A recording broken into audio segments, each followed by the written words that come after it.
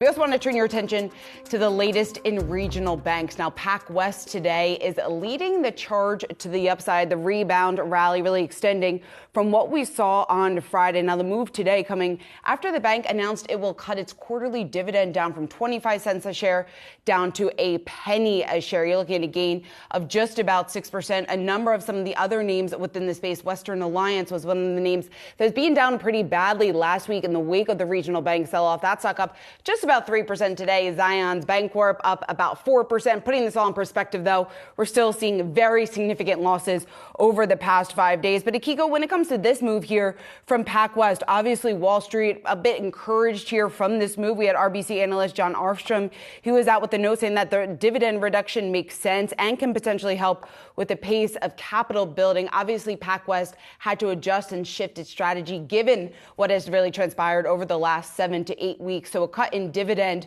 could help better position the company, at least in the short term.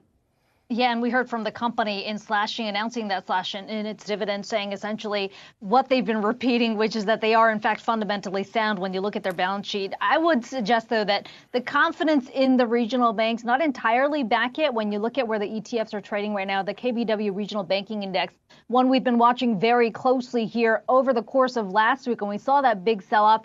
Take a look at it, still down about 1% there. So there's still a lot of questions here about which banks are sound, although, you know, we had analysts on last week, Shauna, that said it doesn't really jive with when you look at where the numbers are for these banks versus where the sentiment is in the market. So we've got to bounce back for one day. But to your point, we have seen some significant declines. So really still a long way to go until they get back to that level.